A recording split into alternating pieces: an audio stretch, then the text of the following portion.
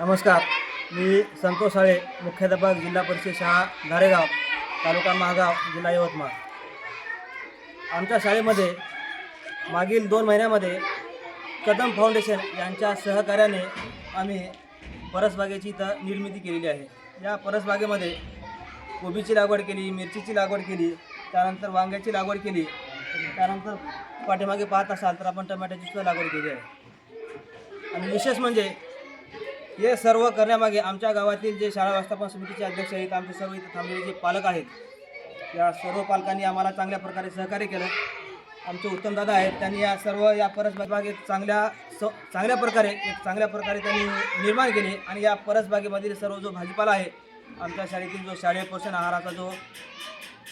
पोषण आहारमध्ये जो भाजीपाला आम्ही वापर करत असतो, येथील सर्वाधिक भाजीपाल्यांचा वापर आम्ही या शालेय पोषण आहारामध्ये करत असतो आणि सर्व मुलांनी याचा आस्वाद घेतलेला आहे. सर आप बताएंगे थोड़ा सा. नमस्कार सर, मी दादाराव भाऊराव खंदारे, धारेगाव, जिल्हा प्राथमिक शाळा धारेगाव. सर, आम्ही आता हे भाजीपाला घेतलेला आहे शाळेमध्ये. वांगे, टमाटे, गोबी आणि कोथिंबिरी, बरेच काही इकडं मला वाटते टमाटर आहे आणि कोथिंबिरी आहे इकडं, कोथिंबिरी आहे, गोबी आहे. हे आम्ही शाळेमध्ये जैविक खतामुळे आम्ही काय केलं, हे पूर्ण भाजीपाला घेतलेला आहे आणि शाळेमार्फत मुलांना चांगल्या प्रकारचं जेवणामध्ये आम्ही आहार देत आहे. आणि सर्व मुलं भाजीपाला ताजा असल्यामुळं खिचडीमध्ये गोबी टाकत असतो, आधी टमाटा टाकत असतो.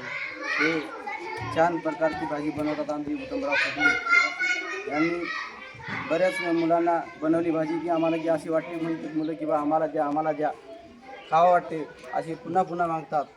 छान प्रकारची भाजी बी बनवतात आणि भाजीपाला आम्ही शाळेमध्ये घेतो. सर, हे बी तुम्हाला मी सांगणारच होतो की बा पुढच्या वर्षीसाठी आम्ही तशी भेंडी, चवळी आणि गोबी, टमाटर, वांगं हे पुढच्या वर्षी बी पुन्हा आम्ही या भाजीपाल्याची तयारी करण्याची तयारी आहे. आम्ही ही गावाल्याची आमची समिती आहे समजा.